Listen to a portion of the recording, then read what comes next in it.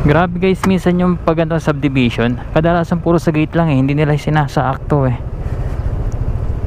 Gaya nito, sa gate lang siya nakabook. Ay nakapin. Pambihira.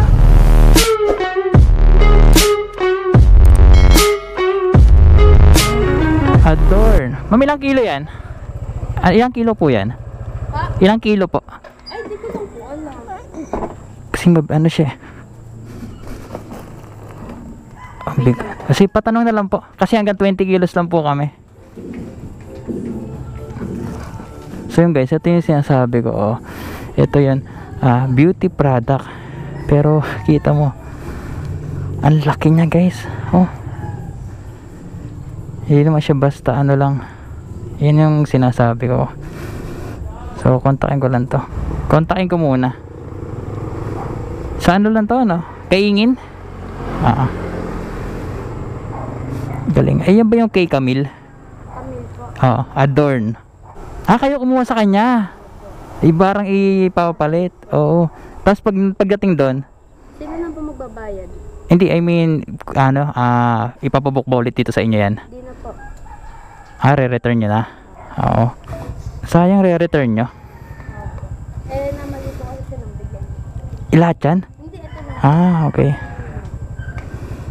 Ay, kakarga ko muna pala bago ko picturean. Para sure. Pakane. Unahin ko lang muna ma'am yung nasa ano, no? Pero picturean ko rin po kayo ba? Sige, sige ma'am, picture. Opya.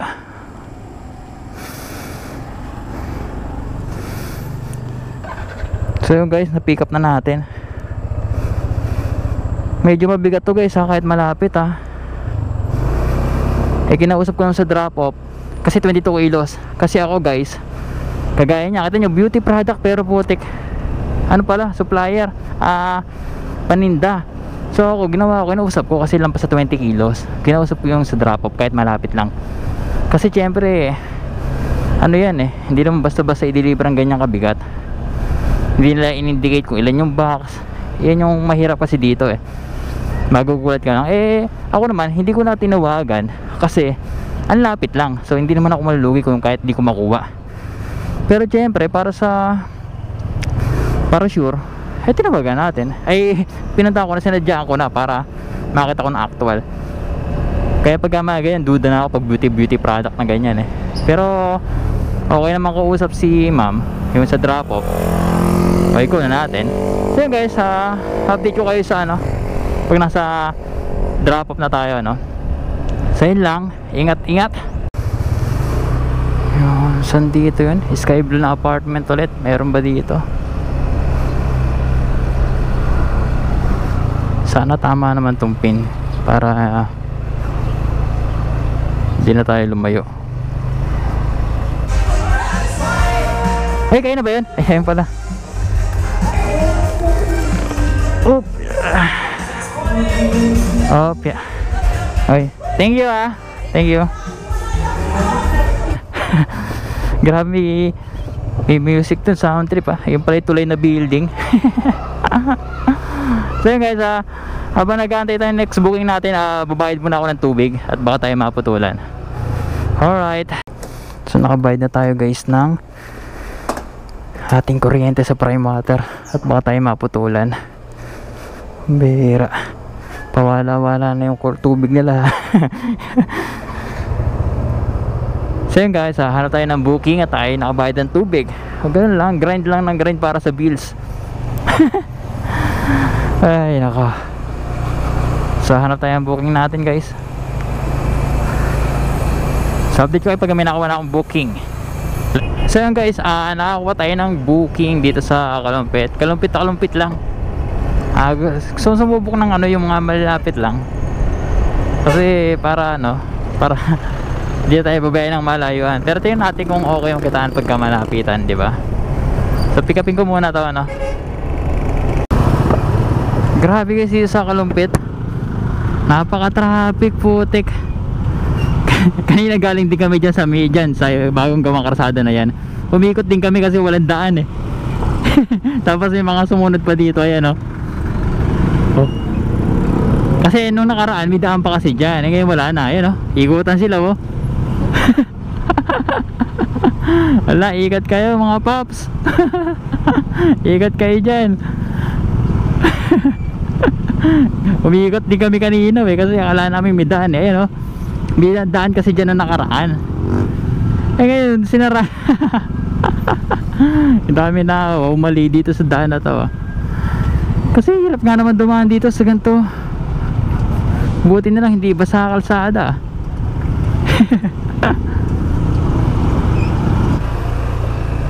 Ha, itong yellow. Oo, yellow blue na kumpas nga po yan. Ito eh. Kasi nawala na po yung blue eh, yellow na lang po. Pasok po ako sa loob. Oo, basta ka. Kumpas doon sa may likod ng itik na kotse. Likod na itim na kod. Kay Stephanie po. Ay, dyan na po. Ay, ito. Okay. Ayun.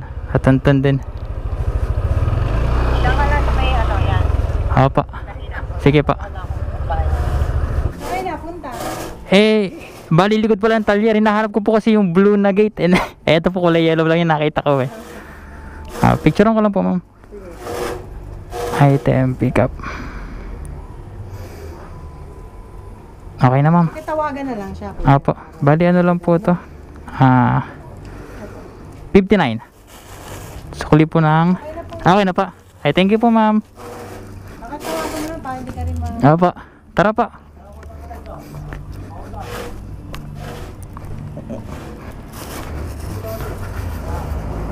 Up. So binayaran tayo ni ma'am ng 70 pesos, 59 lang yan. Diba? Hindi mayroon na tayong tip, nakatip pa tayo. Damit. Dali na natin. Let's go. 300 meters, turn right on MacArthur Highway, Manila North Road. So yun guys, deliver natin to sa may drop off. Antid na tayo sa drop off guys. Ang bilis, ang lapit lang nito eh. Confirm. Okay na, bayad na. Thank you.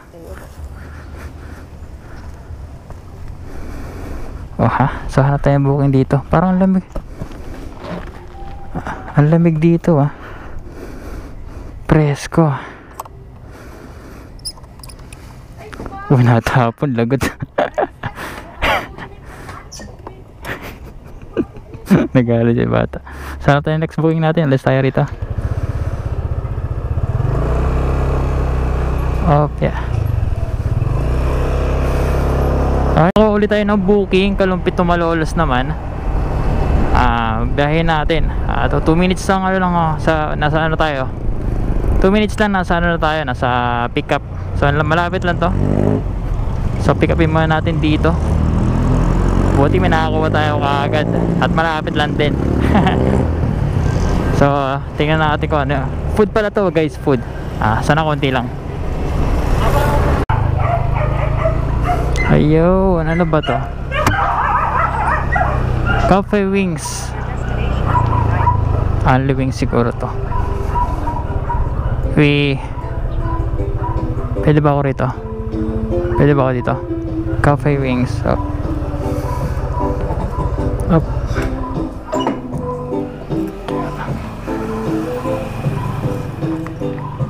Ano kaya itong di-deliver natin?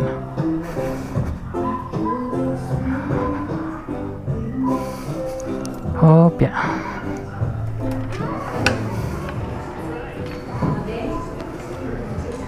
Okay. Ma'am, sa tok-tok po. Emil de Luna. Okay. Kala ko yan eh. Ano ba yun, ma'am? Yung dadalin? Okay. Only wings? Ma'am, wait ko na lang po sa labas.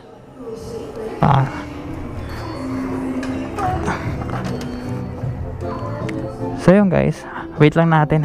Pahinga muna tayo rito. Ito na yung ano natin, yung inaantay. Deliver na natin ngayon. At baka nagugutom na yun. Malapit lang naman to guys. Wait, alis muna tayo rito. Baka makapilay tayo sa music. Let's go. Woo! Grabe guys, minsan yung pag ano, subdivision, kadalasan puro sa gate lang eh, hindi nila sinasaakto eh. Gaya nito, sa gate lang siya nakabook. Ay nakapin. Pambihira. Kopya. Mag-iwan lang po ng ID. Ayun guys, nakita nyo ang layo ng pin nila guys. Kasi isipin mo, ako marami kasi ako na-encounter na ganito pag subdivision eh, puro doon lang sila sa entrance lagi, sa may gate lang. Hindi nila masakto sa mismong pinaka location nila. Phase 4 pa to. Ang layo, ang laki-laki nitong Northfields na to. Oh, bahala kayo. Buti taga dito lang naman. Pero lang, pagbigyan na natin pag mga ganyang bagay, di naman na tayo ano. Pero ang layo lang guys, sipin nyo layo. Pero wala naman tayo magagawa, okay na yun. Opya. Op. Picturean ko lang sir. Okay. Paid na po yan sir. Thank you. Ayun, complete na natin to guys. So may pumasok na booking sa akin guys. Malolos to San Fernando, Pampanga. Kinuha ko siya kaya lang hindi ko alam kung ano, floating kasi eh. Tatawagan ko muna, baka mamaya kasi ano to eh. Tawag doon, baka bulky. So tingnan lang natin para hindi tayo ano, lugi. Saan kaya? Ayun pala sir.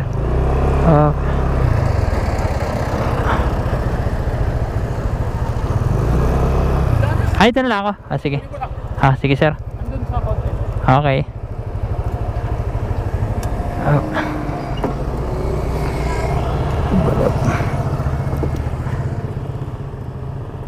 Inom mo tayo tubig. Ano po, galante po. Palapad na lang para ano. Paano ba iharap niyan?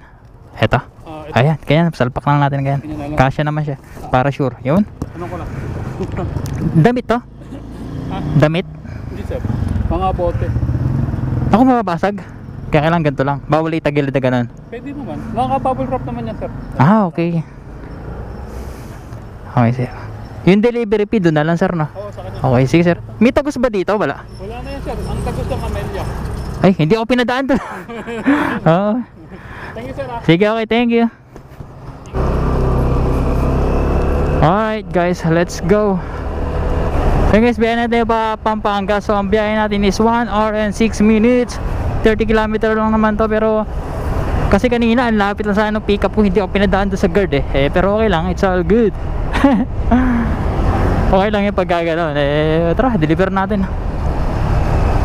So medyo malayo ito, kaya update ko na kayo pagka nandun na tayo. Guys, nasa San Fernando na tayo. Sa mga hindi nakakaalam guys meron dito pala matatagpuan ang McDonald's, yung pinakamalaking McDonald's dito sa Pilipinas. Ayan dito sa capital town. Ganda dyan pagkagabi. Dahil may mga pailaw dyan, tas may parang park pa sa likod. Wala lang, share ko lang. So malapit na rin naman tayo, 5 minutes na lang tayo dito pamula sa ating drop off. Guys, nandito na tayo, inaantay na lang natin. Hindi na ako pinapasok dito sa St. Jude Village kasi may bayad yung pagpasok dito, yung entrance. Dito na lang ako pinapunta nung dito ko daw antayin at pupuntahan na lang daw ako nung asawa niya. Okay lang yun, at least dito na lang tayo. Okay.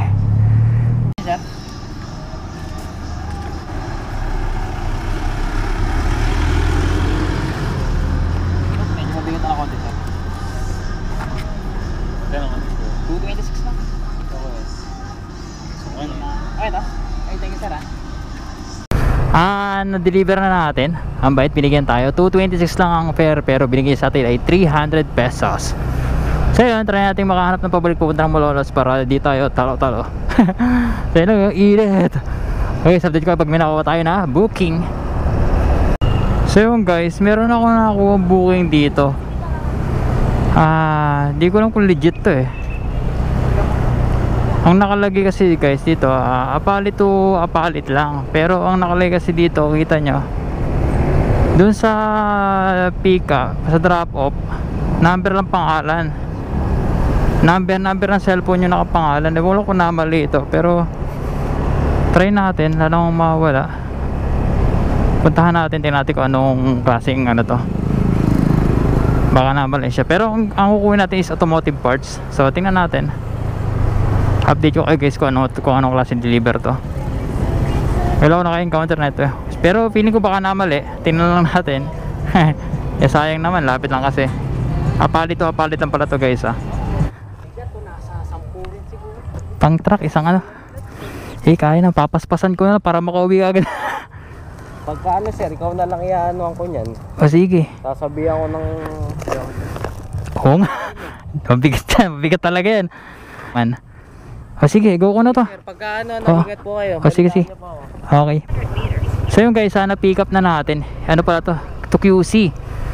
600 ang ano yun sa atin, mali kasi yung ano niya, yung book. So 600 naman yung ano sa atin ni sir, yung bibigay mula QC. So hindi na ako lugi pabalik. So goods na rin yung for today. Ibabayahe ko na rin kasi alas 4 pa lang naman. So sisibat ko na to.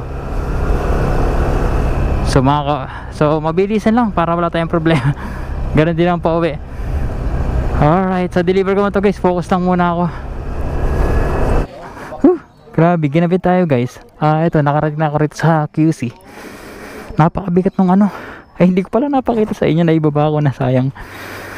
So, antayin lang natin yung payment sa ano. Yung payment sa akin, tapos sibata tayo pauwi ng Bulacan. Hindi ko nang kukuha pa ako pero gabi na kasi. Gusto kong diretso uwi na. Pero tingnan natin. So yun, update ko kayo.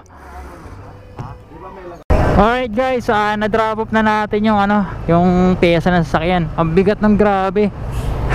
Oh, EDSA na pala agad to. Okay. So yun guys, pauwi na ako ng Malolos nito. Hindi ko kasi alam kung kukuha pa ako ng booking. Pero kung sakali makakuha man ako, baka hindi ko na siya i-vlog. Kasi gabi na rin para makapag-focus na din ako sa pagdadrive. So yun guys, ginabi na naman tayo sa daan. Ang oras ba tayo lumabas? 9 yata tayo lumabas. Tapos natapos tayo ng 7:16. Sabihin natin, 8 hours, sabihin natin ganyan.